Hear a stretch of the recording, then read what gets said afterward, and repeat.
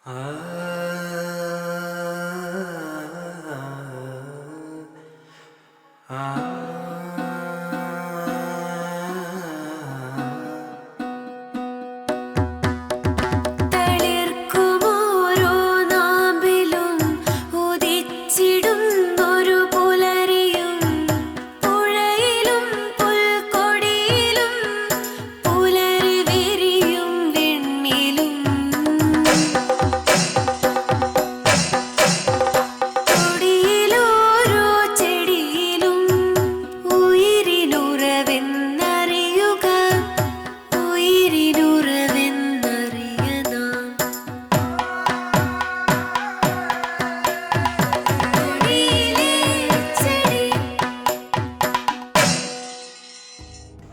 പ്രേക്ഷകർക്കും നമസ്കാരം.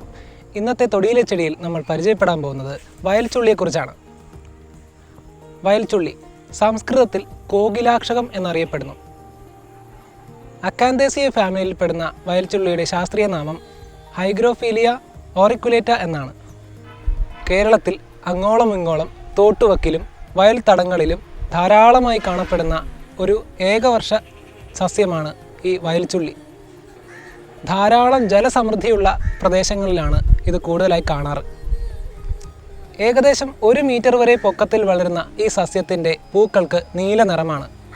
കേരളത്തിലെ വയൽ തടങ്ങളിലും തോട്ടുവക്കിലുമെല്ലാം ധാരാളമായി കാണപ്പെടുന്ന ഒരു സസ്യമാണ് വയൽച്ചുള്ളി. ഏകദേശം ഇതിന് 1.5 മീറ്റർ വരെ ഉയരമുണ്ടാകും. ഇതിൻ്റെ പൂക്കൾക്ക് നീല നിറമാണ്. ധാരാളം മുള്ളുകളുണ്ട് ഇതിന്. ഇത് വാതസംബന്ധമായ അസുഖങ്ങളിലും മൂത്ര പ്രവർത്തനത്തെ ഉത്തേജിപ്പിക്കുന്നതിനും വേണ്ടി ആയുർവേദത്തിൽ ധാരാളമായി ഉപയോഗിച്ചു വരുന്നു. ഇതിൻ്റെ ഇലയും വേരും വിത്തുകളും ഔഷധയോഗ്യമായ ഭാഗങ്ങളാണ്. ഇതിൻ്റെ കൂടുതൽ ഔഷധ ഗുണങ്ങളെക്കുറിച്ച് ഡോക്ടർ CM ശ്രീകൃഷ്ണൻ വിശദീകരിക്കും.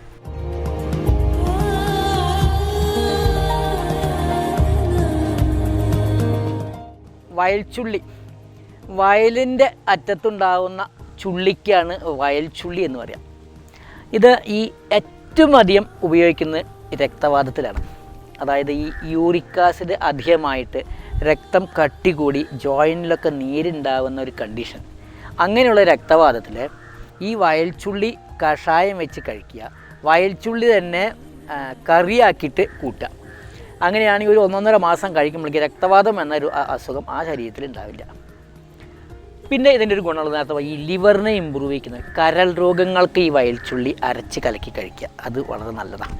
ശരീരത്തിൽ നീരുണ്ടെങ്കിൽ അത് പോകും. ഈ വയൽച്ചുള്ളി ചേർത്തുണ്ടാക്കുന്ന ഒരു കഷായം ഉണ്ട്, കോകിലാക്ഷം കഷായം എന്ന് പറയും. അത് എല്ലാ ദിക്കിലും അവൈലബിൾ ആണ്. ഈ കോകിലാക്ഷം കഷായം ദിവസേന കഴിച്ചു കഴിഞ്ഞാൽ ഈ മൂത്രത്തിൽ കല്ലുണ്ടെങ്കിൽ അത് പോകും. അതുപോലെ ഈ ബ്ലഡിലുണ്ടാകുന്ന യൂറിയ, അധികമായ യൂറിയ ശരീരത്തിൽ നിന്ന് എല്ലാം നിർഹരിച്ച് പോകും.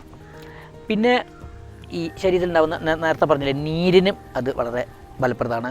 ഈ ശുക്ലവർദ്ധനം എന്നൊരു ഗുണം ഇതിലുണ്ട്. അതായത് ഈ വന്ധ്യതാ ചികിത്സയിൽ ഈ സ്പേം കൗണ്ട് കുറവുള്ള ആൾക്കാർക്ക്, പ്രത്യേകിച്ച് പുരുഷന്മാരിലെ ഈ കൗണ്ട് കുറവുള്ള ആൾക്കാർക്ക് ദിവസേന ഈ വയൽച്ചുള്ളി അരച്ചിട്ട് ഒരു 10 ഗ്രാം ഇത് അരച്ച് കൊടുത്തു കഴിഞ്ഞാൽ ഒരു മാസം കൊടുക്കുമ്പോഴെങ്കിൽ ആ സ്പേം കൗണ്ട് കൂടാം. ഇതൊക്കെയാണ് ഈ വയൽച്ചുള്ളിയെ പറ്റിയിട്ടുള്ള ഔഷധസിദ്ധി പറയാനുള്ളത്.